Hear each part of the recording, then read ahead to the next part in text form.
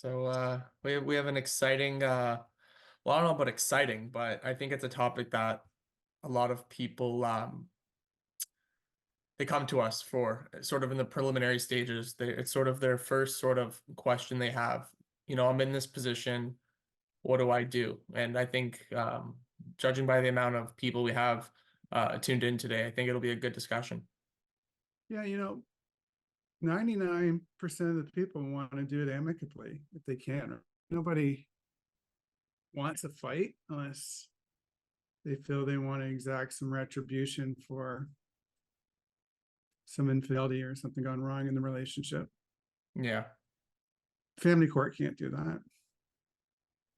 No, I think oftentimes people sort of mistake our roles. Mhm. And I think today will be a good conversation. Like I said, it'll really get some thought-provoking conversation going on. Hopefully, we have a lot of great questions from our audience members to help guide the Yeah. conversation. But that's always great when we hear from everyone. And let us know what you guys want to learn tonight. We have inquiry from BC. We're not licensed to practice in BC. We're licensed to practice in Ontario.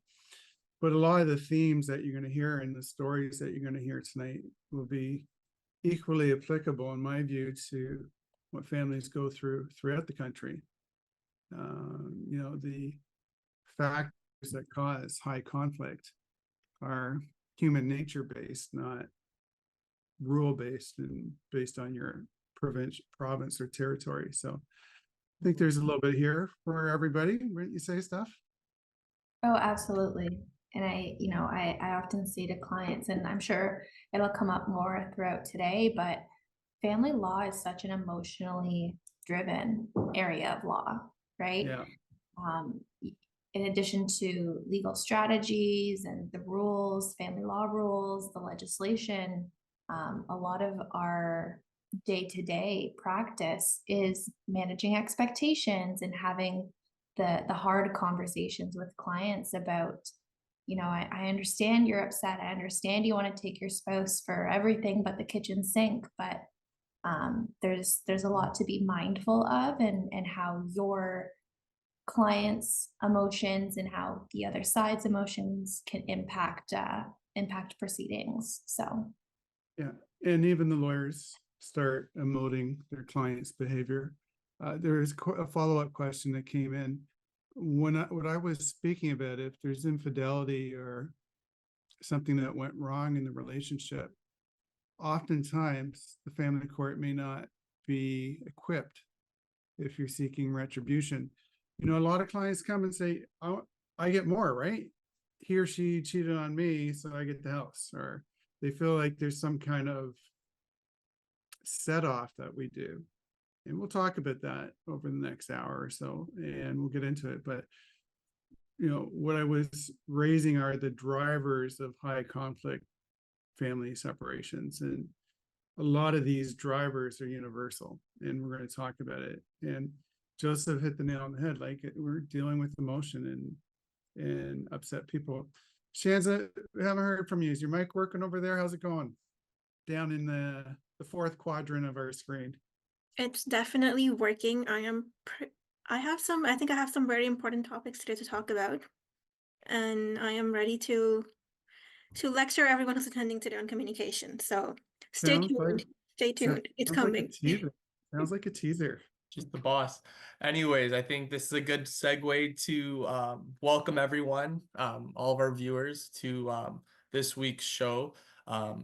As you may have guessed from our prior conversation right now, we're going to be talking about high conflict divorce and separation. So we do have a Q&A feature for everyone listening to submit any questions or comments you have throughout the show. We welcome any questions, so please don't be shy. Send them on through. There's an anonymous function, so we don't know who it's from. And the purpose of this series is to discuss general information pertaining to separation, divorce, and any other family law matters. And any information provided here should not be construed as legal advice. And if you do have questions regarding your specific matter, please call our office or a lawyer in your area to book a consultation to receive that specific tailored advice. So beginning with introductions, we have Shanza. Shanza is a recent law graduate from Osgoode Hall Law School, and she's an articling student at the firm with plans to be called to the Bar of Ontario in June 2024. Very, very soon. It's coming up. And Shanza's focused on launching her legal career in family-related complexities and providing empathetic and proficient legal support. Her valuable experience stems from active participation in legal clinics, mooting competitions, and her prior work as a legal assistant. As she embarks on her journey, Shanza is poised to contribute to the firm's commitment to excellence in family law, leveraging her diverse background and unwavering dedication. We have Russ, who is the founder and senior partner of Russell Alexander Collaborative Family Lawyers, and with over 25 years of experience, he uses his knowledge and expertise to serve his clients in all aspects of family law and helps them cope with the difficulties of separation and divorce. Russ has written 4 books and is a fully trained collaborative practice lawyer, as is everyone else on your screen here. And he speaks at conferences on collaborative practice, marketing, technology, and the law all over North America. Steph has been with the firm since 2018 and was called to the Bar of Ontario in 2022 and is now an associate lawyer at the firm. She's completed her undergraduate degree at Queen's and obtained her law degree from the University of Liverpool in 2020, graduating with first-class honors. Steph is committed to assisting clients through what is traditionally a difficult time by approaching matters with empathy, integrity, and compassion. Then last but not least, there's me, Joseph. I am an articling student at the firm, and I am also set to be called to the Bar of Ontario in June 2024. I'm a graduate of Ted Rogers School of Management at Toronto Metropolitan University, formerly known as Ryerson, and as well as Queen's University Faculty of Law. And as I enter the next phase of my legal career, I'm committed to positively influencing the lives of those facing difficult family situations. Outside the office, I love playing hockey, watching comedy movies, and cheering on the Toronto Maple Leafs, who won their first playoff game yesterday. Very, very exciting. I was worried they're going to get swept after that first game, but Not anymore. The worry's gone, Russ. The worry's all gone. right. Awesome. So we have a lot of topics to cover today. So beginning first, I'm just going to discuss a little bit of the common signs and characteristics of what actually is a high conflict divorce or separation. So high conflict divorces or separations are often marked by intense emotional turmoil, as well as the ongoing disputes between the parties involved. There's a few common signs and characteristics I just want to bring to everyone's attention. The first and foremost would be what's known as continuous conflict. So the divorce separation process is marked by ongoing conflicts and disagreements with little to no resolution in sight. Both parties may find it difficult to communicate civilly or even reach the most basic agreements on even minor issues with one another. Also, there's the emotional volatility. We're in family law. We know that emotions run high.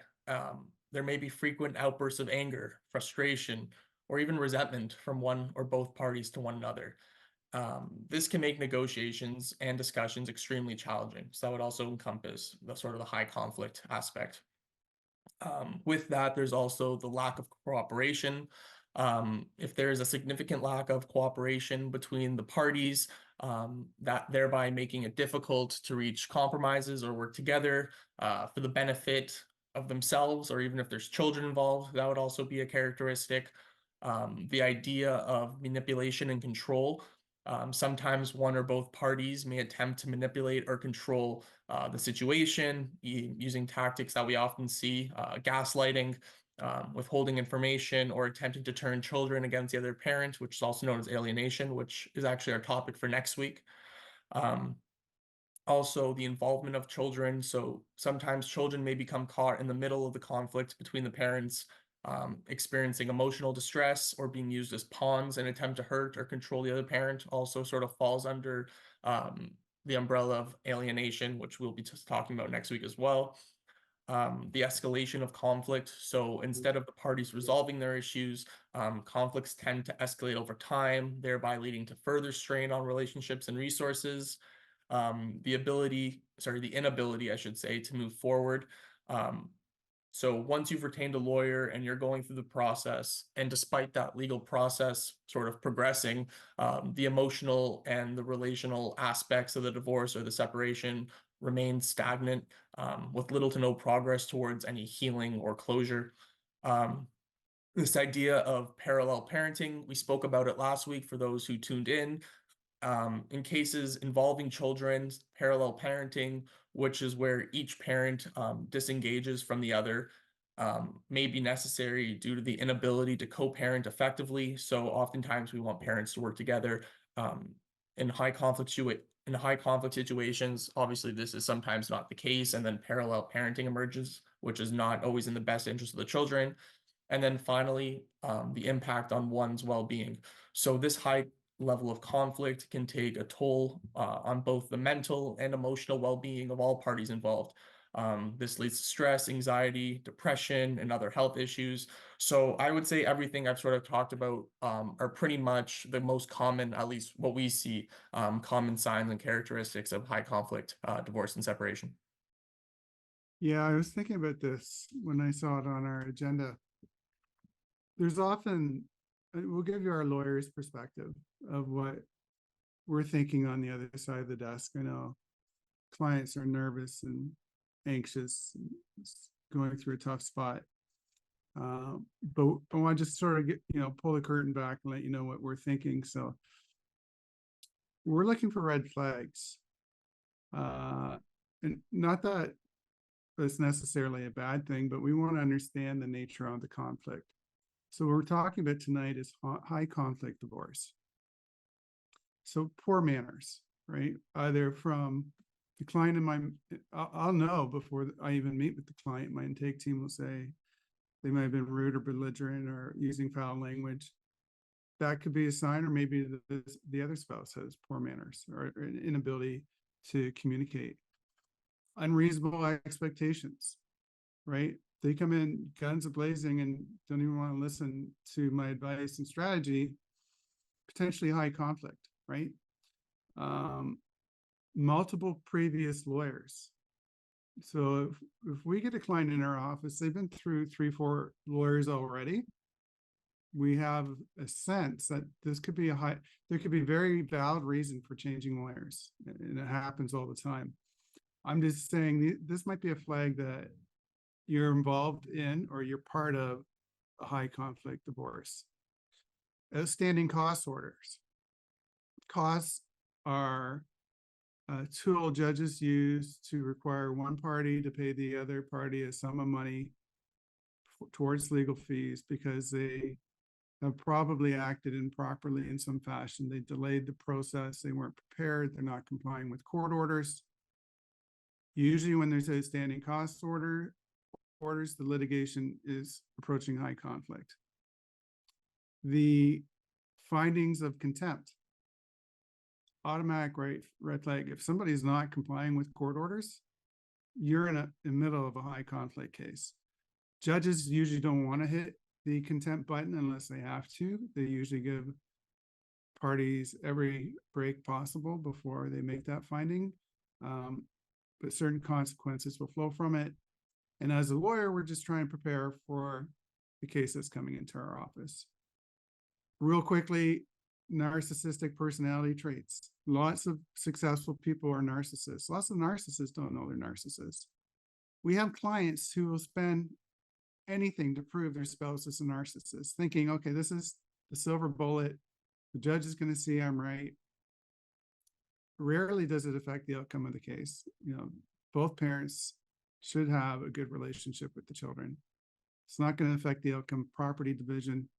Lots of resources are spent on the issue of whether or not somebody's a narcissist and what it means, and it often results in high conflict. So just throwing my 2 cents in terms of what we're seeing on the other side of the table. So when you come in to see your lawyer, think, okay, am I presenting any of these red flags? Is my spouse presenting any of these red flags? Doesn't mean we're not going to help you. Just helps put into context what direction your case is going in. And it's probably going to inform your lawyer's decision in terms of what strategy and what tools they're going to deploy to help you. What do you think, Steph?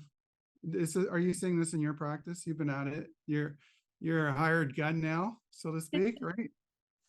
Yeah, so absolutely. And I think, unfortunately, we see parties who whether it's your client or the other side, failing to comply with court orders, that is a massive no.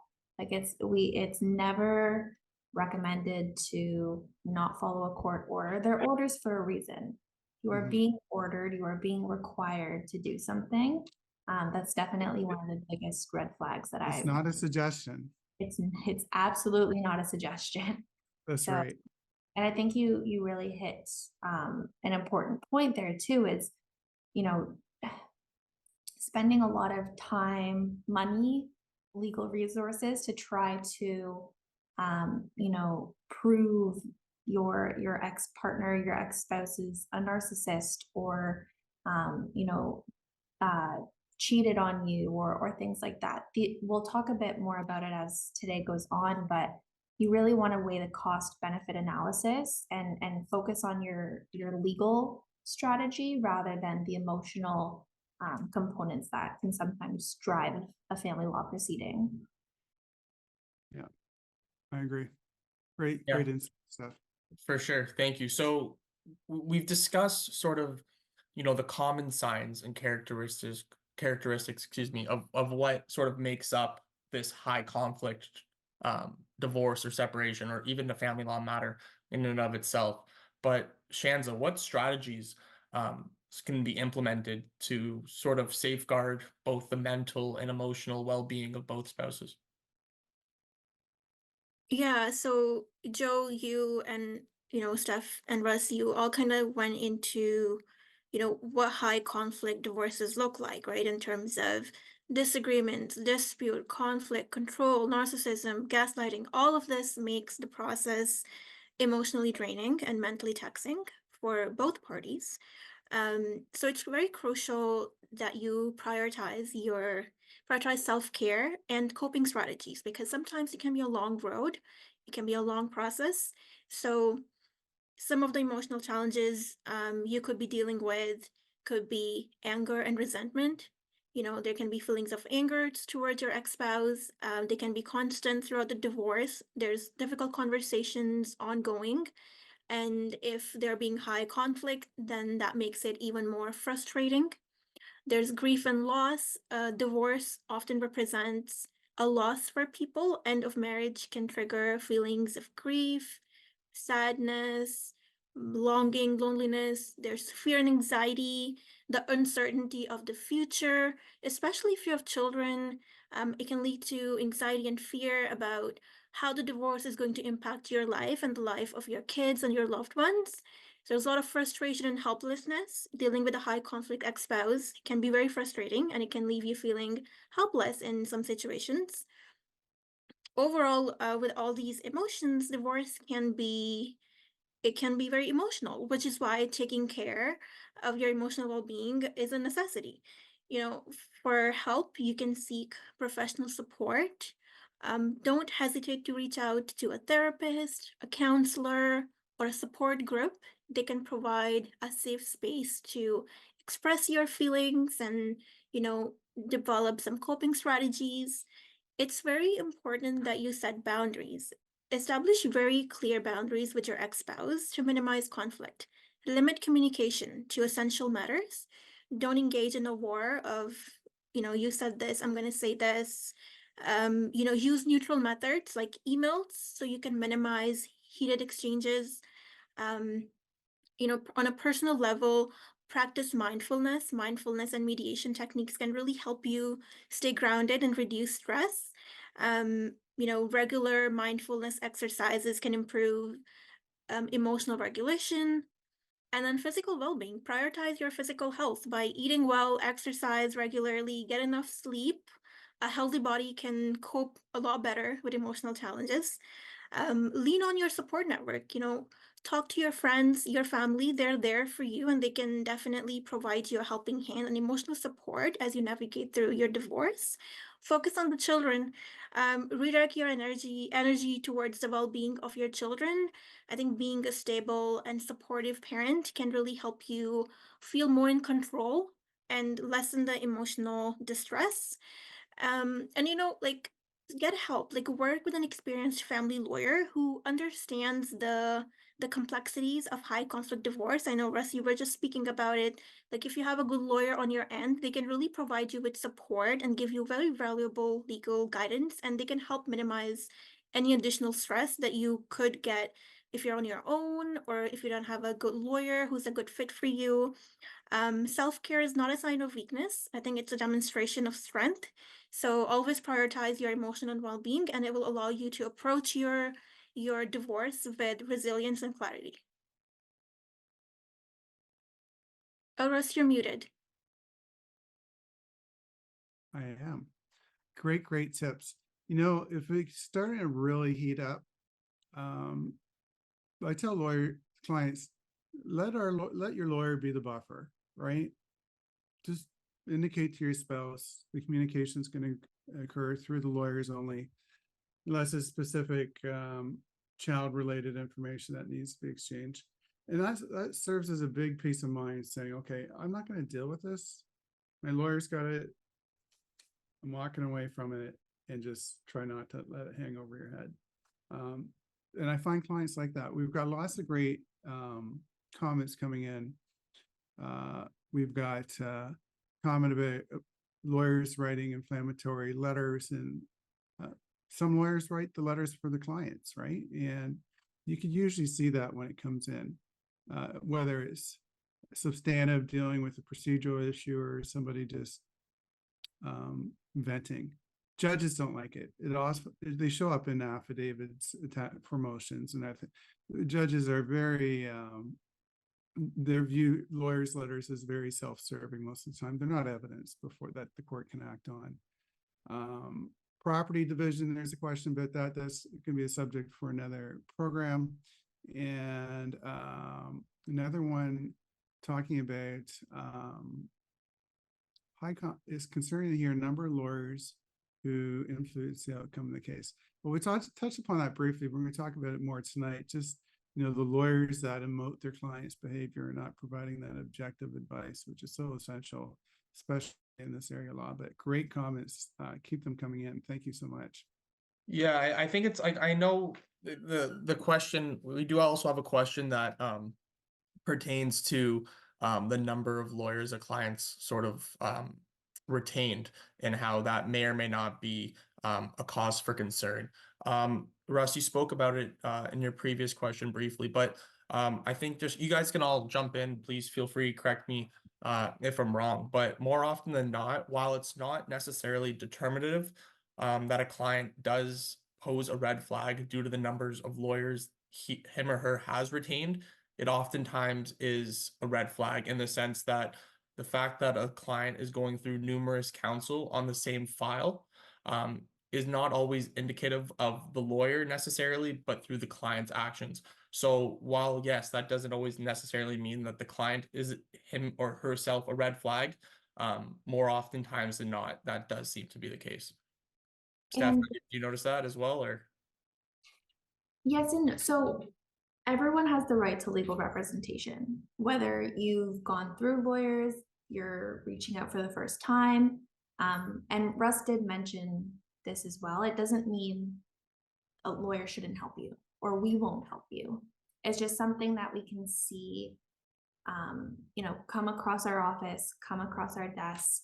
It's just something that as lawyers, we are mindful of to better understand the personality that we're going to be dealing with. Maybe the reason that this person has retained previous lawyers or multiple lawyers is because they haven't found the right fit. And it could be a personality trait we've talked about in previous series or previous shows, how to find the best lawyer for you. And maybe it's just this person needs a lawyer who has a vast availability, right? They want replies right away. They don't want a lawyer who has 50 other clients and may take a couple days to get back to them. So it's not necessarily a red flag, like you said, Joseph, of the person. It's just something that as counsel we see, we're mindful of, and then we evaluate why that might be and how we can better represent that client considering their past counsel, and how we can pivot to be that better fit for them. Is it story time? I'm not going to talk about little Johnny, but I just want to say there's lots of good reasons why people change lawyers, right? They may move to a different jurisdiction and geographically it's better. They may run out of money or their legal budget's changing and they need to switch lawyers, or they go on legal aid or off legal aid and move from lawyers. Lawyers can hit a wall, right? Sometimes they can't work on a case anymore, or their work prevents them, or there's health issues, lawyers get sick, or they retire, right? And then the client has to go get a new lawyer. Oftentimes, clients will come get a second opinion and continue to work with their own lawyer, right? They just want to double check that they're going in the right direction. But story time, every time I take on a case where there's been 3 or 4 previous lawyers before me, the first thing that comes out of the other lawyer's mouth when we're before the judge, oh, this is Mr. Alexander's lawyer number 4 or number 5, right? Just to try to set the tone for the judge. And the implication is, we should treat this particular litigant differently. It's inappropriate. The judges don't do it. Like Steph said, you're entitled to have counsel. I just listed several great reasons why you'd change a lawyer. But when we're talking about high conflict cases, that's just one of those things that we consider among many other to decide whether we can get this resolved in court, whether it can be done collaboratively. Maybe we do mediation. Maybe the 2 lawyers just work out a deal based on our client's instructions. It's just one of many factors we consider. So speaking of coming to a lawyer and sort of feeling sometimes hopeless in a sense, that's why more often than not people do reach out to a lawyer. How can a person reaching out understand sort of the legal strategies and resources available to them? Yeah, so I think the first step is have a conversation with your lawyer. We've gone through law school, articling, experience dealing with matters. Have a candid conversation with your lawyer about what are your goals. I understand this is a collaborative tactic, but I use it for my clients who are in litigation and high conflict litigation. What are your goals? What are your interests? What are your non-negotiables? And how can that impact not only how we proceed in your court materials, but also offers to settle, negotiations. Court is a process, but there are all these stepping stones throughout court where judges will encourage you to settle and encourage you to, go out in the hall, have a conversation and see if you can at least come to some form of resolution, whether it's on one issue, on a temporary basis, what have you. So having those transparent conversations with your lawyer, I find helps your lawyer strategize as well. And also tell your lawyer the dirty stuff. You can't hide things from your lawyers. That's a big, you're not letting your lawyer effectively represent you if you hide those, if you cheated, we're not one to judge. If you used to have a substance abuse dependency, you got to let us know, right? So there's all of these things that impact how your lawyer will navigate court, navigate your matter, navigate negotiations. So it's really, really important to be truthful. Another conversation to have is, is court the right method for you? Is there a way that you or, your spouse, your ex-partner would be open to mediation, would be open to pulling the matter out of court? If it's really not realistic because either you're not willing to budge or your spouse is unlikely willing to budge, it's important to weigh the cost-benefit analysis between proceeding to court and trying an alternative dispute resolution method. Often we see people saying, I've offered mediation, why won't they just negotiate? They're not, they're being super stubborn. A file like that, to me, I'm hearing, why are you going to waste your time, energy, and money trying to go through mediation for them to continue the same pattern? Court might be the option for you and might be the only option for you.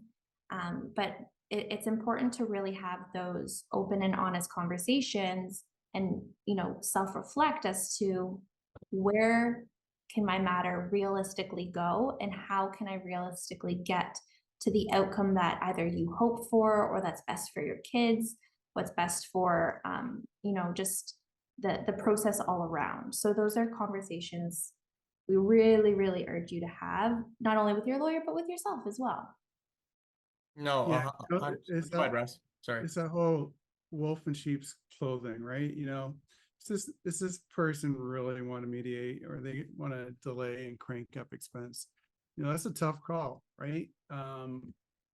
Mediators are excellent at uncovering underlying interests. So they may be putting up a fight over this, but it's really something else that's driving it.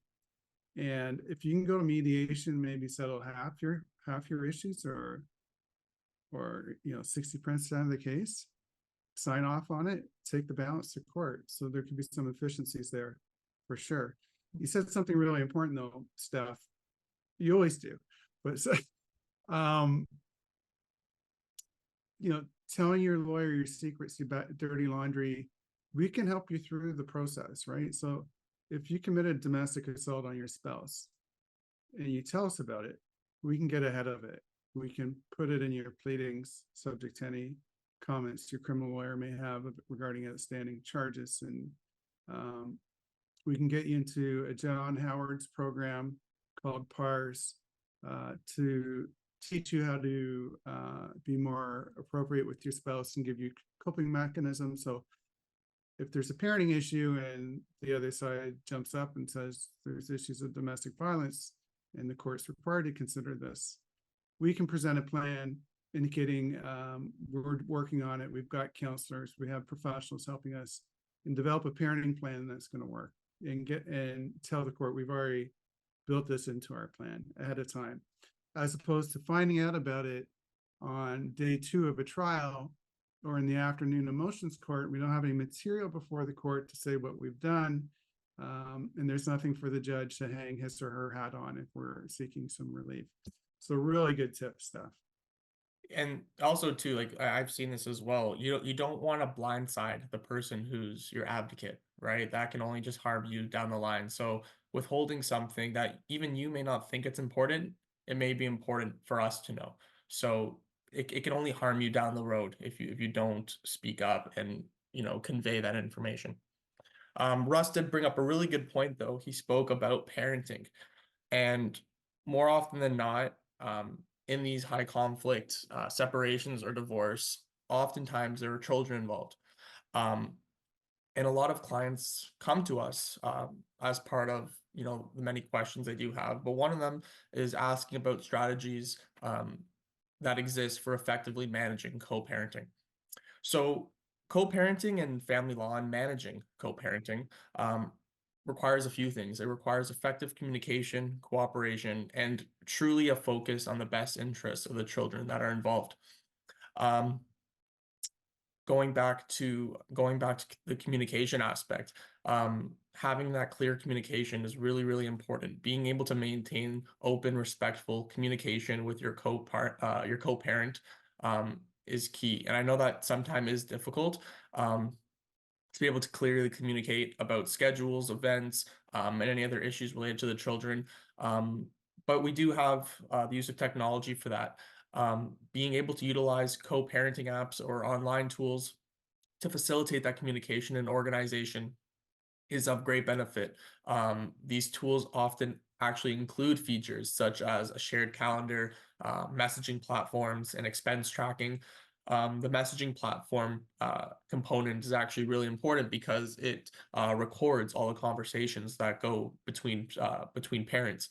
So more often than not, those communications are raised in evidence when sort of showing maybe one parent can't communicate effectively with another parent, or there's verbal harassment, fear mongering, threatening. So those apps are really, really good in the sense that they can sort of track the conversations between parents. Being able to create a parenting plan and developing a comprehensive plan that outlines decision-making responsibility, parenting time, holidays, vacations, and any other important details is really great when being able to prioritize and effectively co-parenting. Having that written agreement can help prevent misunderstandings and conflicts, and this was something that we discussed a few weeks ago, or no, sorry, it was last week when creating a parenting plan, and the benefits around that. When co-parent, another strategy is being flexible, being able to recognize that flexibility is key to successful co-parenting, and being willing to accommodate changes in schedules or unexpected events. Working together to find solutions that prioritize the well-being of the children. Obviously, in high conflict separations and divorce, this is going to be difficult, but having at the forefront of the best interests of your children who are also involved in this high conflict separation, being flexible is making their lives a lot easier. So that's also something to consider. Steph mentioned it earlier, but respecting boundaries. So being able to respect others' boundaries and their parenting styles, avoiding criticizing or undermining the other parent in front of the children, um, as this can create tension and confusion. And more often than not, two parents are not going to have similar parenting styles. Just because they're different doesn't mean that they're necessarily wrong. So being able to respect those boundaries and the parenting styles can also help de-escalate the situation. Once again, the focus on the children, and keeping the children's best interests at the forefront of any decision making you have with respects to them or even yourselves. Avoid involving them in conflicts between co-parents, and being able to prioritize their emotional and physical well-being is really, really crucial, especially when you think about what they're going through in the situation that the family unit is going through at this time.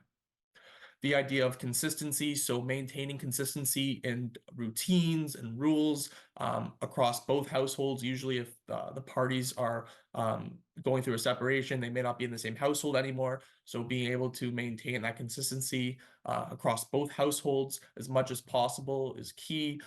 This can provide stability as well as security for the children, especially during times of transition when they're going through parenting time from one parent to the other. Something that sort of gets lost in the background, Shanza did mention it, but being able to seek counseling. So if conflicts do arise in the household, especially if the parties are still living in the same household, that maybe cannot be resolved between co-parents, consider mediation or family counseling to sort of facilitate communication that may be broken, to facilitate problem solving that may have been broken as a result of the separation of the parents. Another one that we don't often see as much, but we really hope that it does occur and that we push our clients to sort of put forward, is the idea of being patient and forgiving. Co-parenting in in normal times can be challenging, but especially when you're going through such an emotional and unstable time in both your lives, um, that's when co-parenting truly becomes challenging, and mistakes will inevitably, sorry, excuse me, happen. So being able to practice the idea of patience, forgiveness, and even empathy towards your co-parent, as well as yourself even, can help you sort of navigate this process and make it a little bit easier on yourself. And with that, the idea of being able to take care of yourself, your own physical, your own emotional, your own psychological well-being, so that you can be and truly be the best parent possible in the circumstances. What does this mean? This could include seeking support from friends, family, or even going to see therapy. There's nothing wrong with that, as Shanza said. It builds strength, it builds character, and it actually shows that you want to grow as a person. Whether you feel or may not feel like you're in the right or the wrong or the better parent or the worst parent, whether you think you're the narcissist, whether you don't think you're the narcissist, whether you think you're the cause of the separation, whether you don't think you're the cause of the separation, being able to seek out these supports can hurt. It really can. It can't hurt for yourself. It can't hurt from the betterment of the family unit. So utilizing these supports, and we'll get into what supports you're able to seek out later in the show, but there's nothing wrong with that as well. Yeah, great stuff. Some great questions coming in about using the app as evidence. You know, you can reproduce the messages, attach them to your briefs if it's relevant. They can become evidence at a contested motion. They can certainly become evidence at trial. the at the end of what I think, first day client comes in the office, what's the trial judge going to decide on day 5 of a custody trial 2 years down the road? The judge is going to, if it's close call, right? If both parents have a lot to offer, but it's high conflict and can't communicate, judge will likely give one parent decision-making power and probably more parenting time. That decision may tip on the analysis of what parent is best able to foster and facilitate that child's relationship with the other parent. So when you're developing a parenting plan with a high conflict case, think about that. My job is to encourage this child's relationship with the other parent. Doesn't mean I have to like them or her. It doesn't mean the messages are appropriate, but that's my function as a parent. And we've talked about this, why it's important. So keep that in mind in terms of the other parent's role, and that could be a tipping point. And I tell that to clients at the front end, right? We want to encourage relationships so that children are going to be more successful and more productive members of society if they have a good relationship with both parents. Great questions coming in. I just want to pause and answer some of these. So thank you for submitting. Do you guys get too stressed in dealing with these kind of files, trouble sleeping? Well, I think we'll do a roundtable here. I think there'd be something wrong with you if some of these cases didn't break your heart. You know, factually, they're horrible, you know, especially when we're talking about child abuse, domestic violence. Some of the things people do to their spouses are really quite saddening. And if we weren't being empathetic and prepared to listen to our client's story, then we're in the wrong job. You know, we have an opportunity to serve our clients. That includes a responsibility to take on tough cases, and it's not for everyone, that's for sure. But Shanza, what do you think? This is a great question. Thank you for sending it in.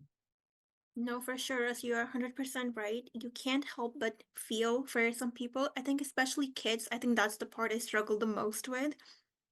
Sometimes you see how the kids are being affected, and especially in high conflict cases, sometimes you know, people can be really focused on their problems. They're not really giving the kids the attention and the love that they need, and it's just really heartbreaking to see that. And I think as lawyers, our job is to kind of, you know, make sure that you are guiding your client right, and making sure that, you know, if they are too focused on some issues, like as lawyers, it is our job to kind of help them see that, and, you know, be the well-wishers for our client, but also for the kids.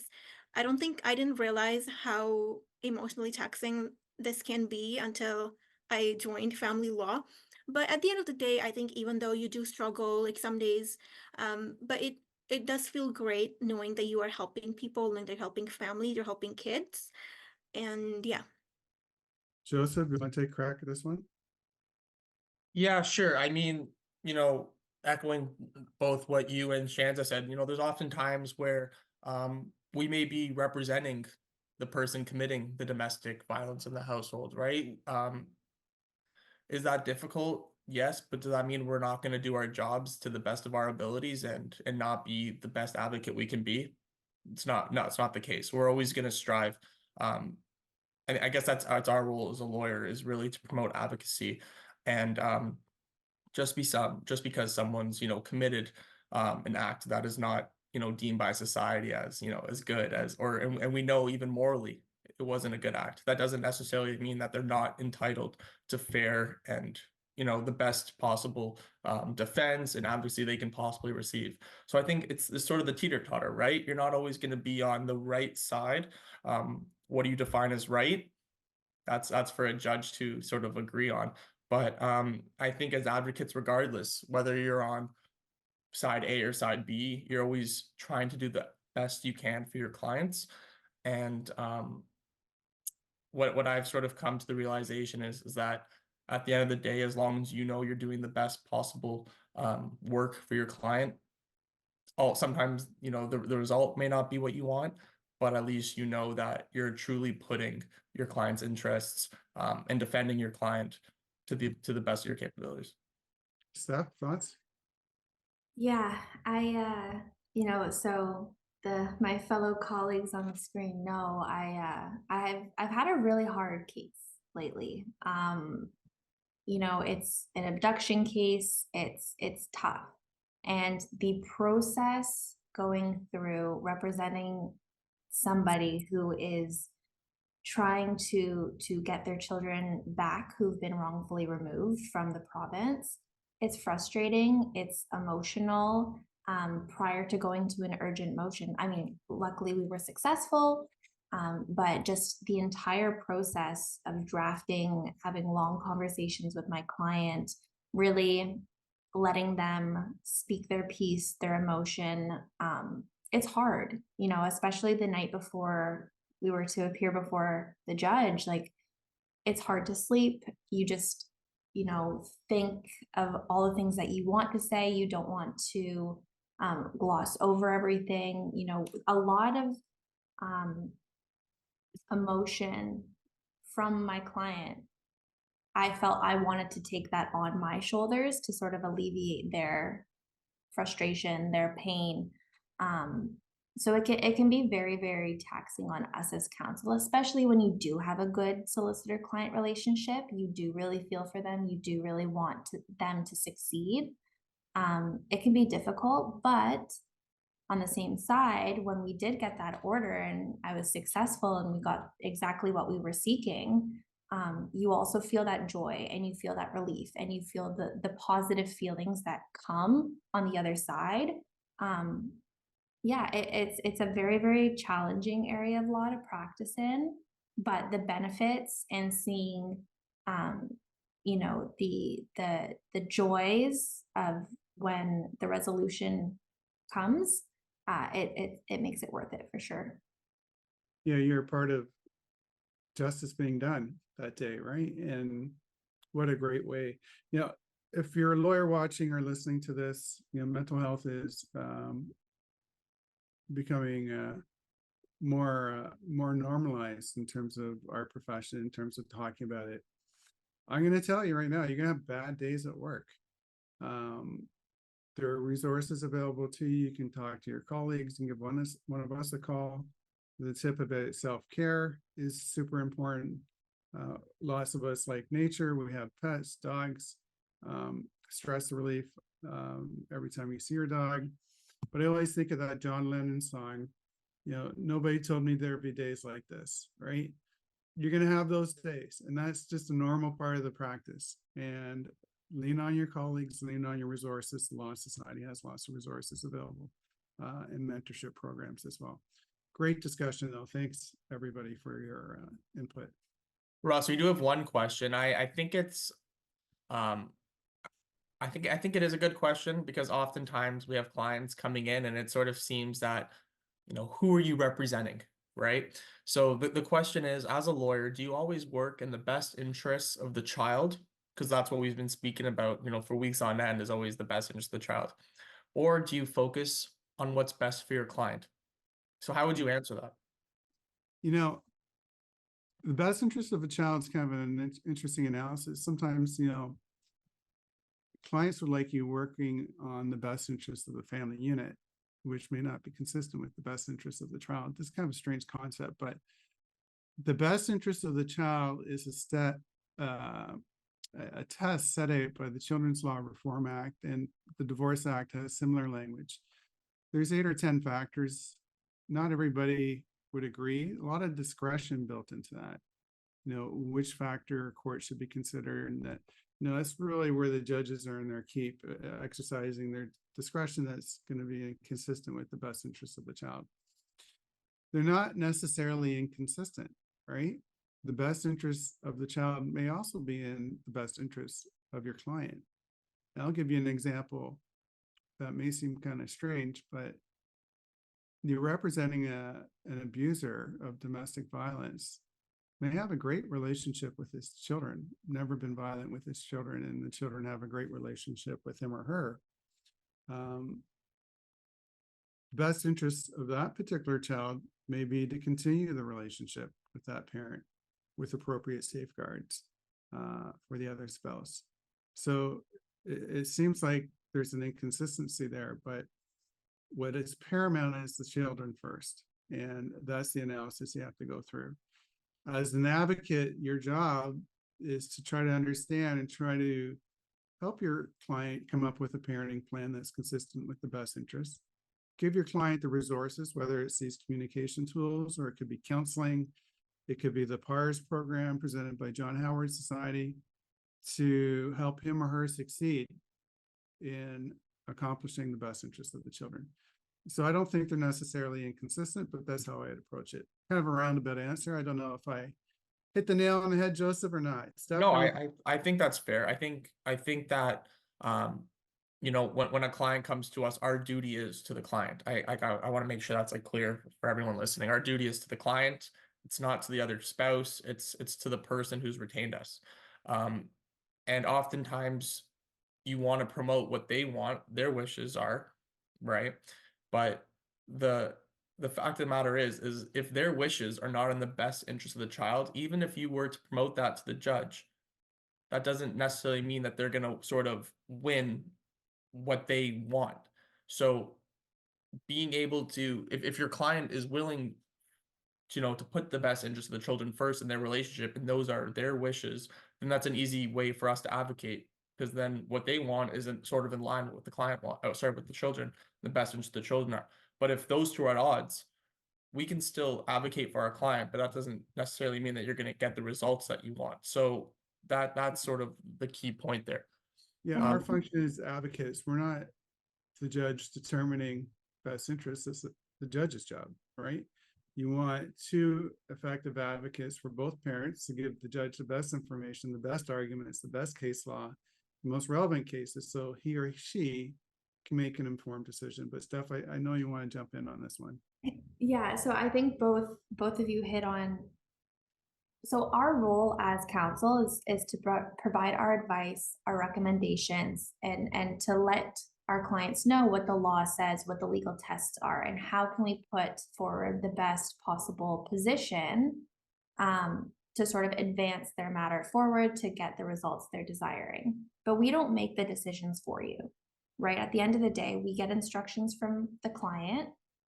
We could advise against those instructions and caution our client as to the risks of those instructions, but you know, we're advocating for our clients. So one of the conversations, again, it's all about talking with your client, talking with your lawyer. But if your position is, you know, focused on the child and how your proposal or how your suggested steps are going to lay out, that either gradually increase time with the child or gradually remove supervision. Not only is that in our client's best interest because they get to, you know, continue to build the relationship with the child, but it's also in the child's best interest. So exactly what you said, Russ, they do go hand in hand, and that it all comes down to speaking with your lawyer and navigating the best strategy. So it may be a longer progression or it may take longer for you to get exactly what you want. But if you propose a more realistic and reasonable suggestion or proposal, it really does work in the client's favor. Yeah, and you know, we're only dealing with a snapshot in time, right? 6 months or a year down the road, parenting plans may change, skills may change, and the court may revisit matters if it's no longer in the best interest of the child to proceed with that process, so, or that plan. But really, really insightful stuff. Thank you. And you know, speaking on the idea of communication, so I know we've discussed it a little bit today already, but what exactly is the role of communication in resolving conflicts? Shanza, you maybe want to speak on that? Yeah, for sure. Sorry. Okay. Yeah, I think Jill, you got us. I think when you were talking about co-parenting, you kind of got us started on the role of communication. You know, I'll just say that like communication, effective communication is just as important, if not more, when it comes to high conflict divorce. And you know, before I go into a bit more about that, I do want to like say a bit on like what does communication look like with a high conflict person. And that is something where when you talk to them, they try to increase conflict instead of trying to minimize or resolve it. They will always place blame on the other person, a lot of accusations, and oftentimes they view themselves as the victim. When you try to communicate with them, they can be very uncompromising on even the smallest issues. Um, and this is what communication could look like if you are dealing with a divorce that is high conflict. I was in a mediation last week with one of our lawyers, and we're dealing with two very high conflict personalities. And what their communication would look like is one person was in an email. It would be a very, very basic, regular email, a simple question about exchange time, for example. And then in response, you would get 10 paragraphs on where everything went wrong, what happened wrong, what day, what time. So this is what you could be dealing with in a high conflict case. And what we told that client, and what I would say right now, is you cannot control the other side's behavior or the other person's behavior, but what you can control is how you choose to interact with them. And there is something called the BIF response, BIFF, and I'll just go into that a little bit. That's something we kind of like taught our client, and it stands for brief, informative, friendly, and firm response. This method is created so that you can take some time before responding. If you think your response is through, or if you don't think them through, you're going to go in this back and forth war. Because those messages that you're getting are going to trigger you. They're going to trigger negative emotions, frustration, anger, hurt. But you don't want to give in, you don't want to drop to that same level and respond to them. Instead, you want to go for a response that is brief. Do not let your emotions guide you. Focus on the problem at hand. Keep it brief. By keeping it brief, you reduce the ability of the other party to become more defensive or to attack your messages or give them more to come back to you on. Keep it informative. Stick to the facts. Do not get distracted by personal opinions or aggressive statements that have nothing to do with the situation at hand. Sometimes the best response is no response at all. Try to keep the communication amicable. Do not use language that will trigger them. They might be using that language, but that doesn't mean you have to use it too. And be firm. Clearly state your position. Leave no room for unnecessary discussions or opinions. That's essentially the BIF method in a nutshell. It's a good communication tool. Communication will look different with a high conflict person, but you can use techniques like this to make it more effective and to minimize conflict. Yeah, thanks, Shanza. I think you really covered it. I know the BIF responses, like there's a bunch of books. I think Bill Eddy was the one who actually created the BIF response. He's I'm trying to remember. I know he was a mediator. Like he's done a lot of things in that field, and he's a really smart guy. He's written a book on it. But yeah, that's definitely a strategy we tell our clients to employ. We sort of touched on a little bit earlier. Steph was sort of the one when she was outlining the different legal strategies available to clients. But Steph, in your opinion, when do you think is sort of the appropriate or the right time to reach out to a family law lawyer? What on the spectrum? When's that time?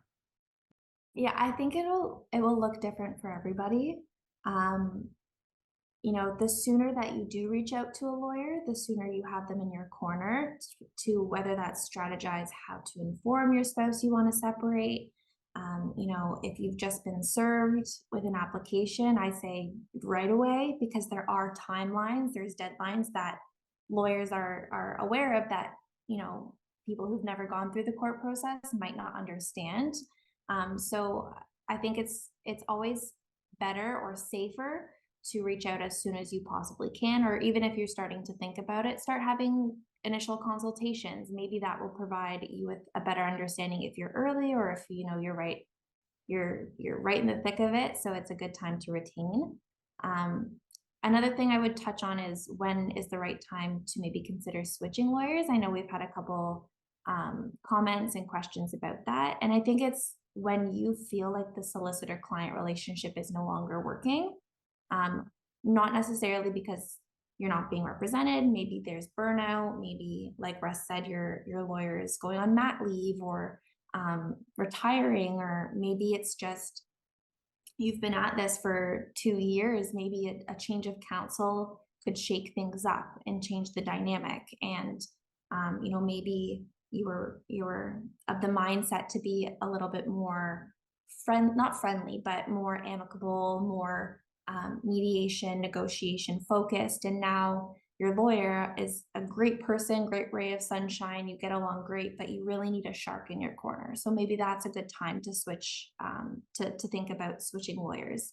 And also have a conversation with your lawyer before you do so. Maybe it's just a disconnect. Maybe they're not understanding, or you haven't maybe expressed to them what you're looking for, what you're needing from them at that time. Maybe it's changed over the course of your file. And maybe there's an inner office transfer that can happen. If you're at a firm where there's multiple lawyers, maybe it's a swift adjustment and you bring a more senior lawyer on, or a more junior lawyer on, or a lawyer who's more litigation mindset versus negotiation. So I think being open and honest and just asking the important questions and asking honest questions is really going to alleviate a lot of concerns, rather than just sort of saying this isn't working, goodbye. Like just see if there's a way to rebuild that trust, to rebuild that relationship, or just change it up slightly so that you feel the tone changes to the needs that you now have. See your lawyer as soon as possible. Yeah. No, that's a great answer, stuff. There's a question that came in. What are some examples of the child not being able to see a parent 50-50? How would it not be in the best interest for the child to see the parent equally? Well, there's a bunch of examples. I'll just give you some that come off the top of my head. Sometimes special need child, parenting issues, drug, alcohol, violence, abuse, geographical issues. Maybe it's too far to travel. Maybe there's young siblings from another relationship in that home that they need to connect with and stay connected with. Or no proper parenting plan, for example. There's the list goes on in terms of very young infant children oftentimes are bonded with one parent, so you'd see short frequent contact but not week of bed access. Those are just some that we see, but there's many others. Great question though. Thanks for sharing and asking. I'm just going to jump in. There's another question that came in. How important is it to provide a realistic schedule or parenting plan to the judge at conferences? From my personal opinion, I think extremely. I think the more unreasonable of a position that you take, the harder it is for a judge to see your willingness to facilitate a relationship with the other parent. It's definitely more difficult to progress the matter forward in a conference where it's really meant to be settlement focused. I think it can just ruffle more feathers or create more high conflict than movement towards an amicable or cooperative resolution. And I did say a shark of a lawyer. We had a question come in about, did I say a shark of a lawyer, and how beneficial or not beneficial is that? And it really depends on the case. For example, if you're at a trial and you're doing cross-examination and you want to, the other side is not, there's criminal charges or there's domestic violence, and you really want to get that person to admit or on stand, the allegations are true and things like that. Sometimes a shark of a lawyer is great in that sense. It's not quite as glamorous as Law and Order and things like that, but there is a time and a place for a more assertive lawyer. But it's also important for that lawyer to recognize when to not be a shark, when it's going to hurt the file more than it will help. So I think there's a balance to it for sure. You turn it on and off. We've had this Absolutely. discussion before, right? Some lawyers naturally are peacemakers and firefighters and want to resolve disputes. Sometimes you need to be a warrior, though, right? If you're defending a victim of domestic violence, you want to make sure there's a safety plan in place. You want to make sure that spouse isn't going to be put in an environment where they can potentially intimidate that victim. And those are just two hats that a lawyer wears. So we're going to wear whatever hat and deploy whatever strategy we think is going to be effective in obtaining your goals. No, 100%, 100%. But Russ, we've spoken about it numerous times on this show. The cost implications of family law, and the varying costs associated from maybe settling outside of court versus having to go through the litigation process. What are the financial implications and considerations with respect to high conflict matters? Yeah, I saw this. We sometimes ask the question, how do you stop a litigant who will stop at nothing, right? They want to burn everything to the ground, right? This is sort of the epitome of a high conflict divorce, when you've got somebody that upset or suffering mental health issues or want to get retribution. These are tough cases. What I tell clients is, you're going to take $100,000 at least, spend it on legal fees if it goes to trial. Those are resources that are no longer available to your family unit. A lot of people end up leaving family court after a trial with plastic bags and nothing, right? They go bankrupt. That's the toll it takes. So vexatious litigants is a term the lawyers use. You want to be mindful of it. If there's a vexatious litigant, you want to have a very consistent case managed file. So the judge is going to know to case manage this file closely. It could be, some of the costs are not financial costs, right? It could be emotionally draining. Lots of clients described to me that going through litigation is like having this dark cloud over their head, and it's always there. And that can wear and tear on a party, especially if we're talking about people who are running small or large businesses. You don't want your owner being distracted with extensive family litigation, because there's a chance that business is going to fail. Lots of remedies, though, available. You can use the contempt procedure. We talked about that a little bit today. There's litigation financing that's available now. You can ask a court to order the other side to prepay you some money to finance the court costs, or if there's expert reports you need to get those funds in advance. That's an option that's open to you. Perhaps the most effective one is what I hear often: case management judges tell parents at the front end, usually at the first conference when it's approaching, or it looks like it's going to be a high conflict case. And they say, do you want to both be in your daughter's or little Johnny's wedding 20 years from now and both be in the same room? Or do you want to be one of those parents that were not invited to the wedding? And that's the effect that you're going to have on your family if you choose to conduct your matter in a high conflict litigious way. Or do you want to be able to be in the same room as your former spouse and enjoy that celebration, knowing you're not going to be causing your child stress or be the center of his or her wedding, and have everybody talking about your conduct? That really anchors it for parents, and it puts into perspective at the front end what they're getting into. And most parents that I've seen divert away from the high conflict, put their children's best interest first, save that money on legal fees for a trip to Disney or an RESP savings fund, or something for the children, as opposed to spending it on the legal system. Great question, though. What do you think?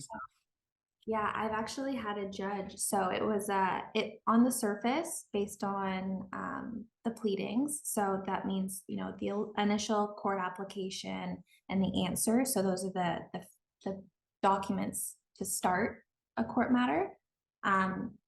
You know, you're sort of getting the side A and side B to the argument. And on the initial review of it, it looked like a very high conflict case, you know, very polarizing views, opinions. But at a conference, opposing counsel and I were able to, you know, chat before, talk to our clients, and really get to the heart of what the real issues were and where the parties were aligned and what their priorities really were. And we were able to attend the conference and say, you know, Your Honor, we've discussed, we've met, we've negotiated, and we've come to a consent, and a temporary order on consent. And I've had that judge actually on a few occasions thank counsel and express to the parties, you know, I'm very pleased to see that through counsel, the two of you were able to negotiate, come to terms, and arrive at a consent, because it's really saving you time, you money, you emotion, and you're putting whether it's the kids or the child or whomever at the forefront. And judges really, really appreciate that. So it's important to be mindful. You might start and think, oh my gosh, this is high conflict. We're never going to agree on anything. But just always have settlement in the back of your mind, because it's really better, in my opinion, to arrive at a consent where, yes, you may be compromising something, but at least you had a say in the outcome.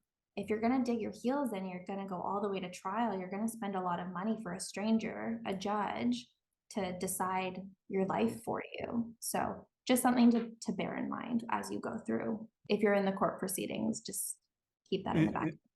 And judges want to settle cases. Oh, They want absolutely. a matter to resolve. So and I've seen this a number of times. Lawyers are all fired up. They got all their arguments lined up, ready to go. First question, I'm thinking one judge in mind from the Central East region, great judge.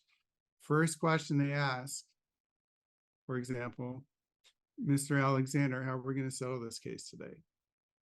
You're all fired up. You're ready to go. Judge is only interested in how this case is going to get settled. And I learned after the second or third time before this judge, I've got to have my settlement position right at the get-go. When they ask the question, then I say, well, Your Honor, this is how we're going to settle it, and this is the outcome that you should be ordering. But right off the bat, you know, they're taking high conflict and they're requiring not just the clients, but the lawyers to think about settlement and what issues can we get resolved. So really effective. No, for sure. Like settlement, we always say settlement's key. It's always better to settle outside of court than going through litigation. As we're coming to a close, we have a couple more topics that we want to cover. Shanza, do you want to maybe discuss the strategies that can be used for sort of rebuilding the lives of the parties and allowing them to sort of find that closure? Yeah, I'll just quickly say a few points on this. I know we've been talking about strategy kind of like from the beginning. But in terms of like rebuilding your life and finding closure, I think this is very personal. But I think, you know, a starting point is acknowledge your feelings and be patient with yourself. Divorce can trigger all sorts of emotions. Don't ignore them. Don't ignore your feelings. We're all humans. We go through difficult times, and allowing yourself to feel and giving yourself time and permission to grieve the end of your relationship is healthy, and doing this will lead to acceptance, which will help you move on, and you know, move you through the healing process. Also remember that divorce is a change, and change can be overwhelming. It's good to have some sort of action plan. Knowing where to start can be difficult. Write a to-do list, handle things methodically, take it one step at a time, and it will feel less scary and far more manageable. Your plan could include like short-term action plans, like seeing new places, taking trips, or simply just focusing on your growth. You know, have some sort of a road plan. It will give you motivation, it'll give you focus, it'll give you direction to start your new life. Set achievable goals for yourself. Having objectives it offers a feeling of direction and purpose. You should also take time to, assess your financial and emotional stability. Financial condition after a divorce might be difficult. Since Russ just talked about it, money concerns can be complicated. Know your income, your spending, your debt. Build a budget for yourself and your future objectives. Have financial goals. Take some time to think about your financial and mental well-being. I was talking about this earlier. Seek support from friends, family, professionals. Lean on your family, spend time with them, go out for drinks. Turning to those who are closest to you for support can make the process feel less lonely. Seeking support, not a sign of weakness. You'll probably find that people that you're close to, they're eager to help you however they can. And even if it means just providing advice or just being there for you, seek professional help. We talked about that too. Counseling can teach you new skills and coping mechanisms to help you heal. If you have anxiety, depression, great to seek help. And yeah, those are some, these are some things that can guide you move forward and give you something to look forward to. Perfect. Thank you, Shanza. Yeah, all definitely key strategies that should definitely be utilized. All right, final thoughts. Russ, how can community and professional support networks, as Shanza's been mentioning, as I think everyone sort of mentioned in today's show, how can those networks first be accessed and second be utilized effectively? Yeah, great presentation today. Lots of fantastic audience questions. One last one came in. Would you take on a client if the couple was your neighbor, lived right next to you? In smaller communities, many family lawyers know all their neighbors and people from sports teams that their children play on or their kids go to school together. Is quite commonplace, but what you want to make sure is that you're still being objective and providing dispassionate legal advice. So it's not uncommon, especially in smaller communities where there's limited number of lawyers available to help. So support networks, community. If a client is particularly distraught when I meet them, I encourage them to go talk to their family doctor about it. Counseling, it could be marriage counseling, it could be family counseling, it could be child counseling, it could be individual counseling, depending on the support that particular client needs. Oftentimes they don't want to separate, they want to work on reconciliation and continue on with the marriage. Lots of options on the table. Support groups, you'll find these everywhere: Facebook, social media, community-based organizations, your church or religious institution. You can find support groups through your counselors and through other professionals in your community. So lots of resources available for parents who are entering into a high conflict separation or divorce. For the professionals, we've talked about it a little bit tonight. Law Society has great resources for us. Law Pro also has great resources that are available to us, including mental health services that are available.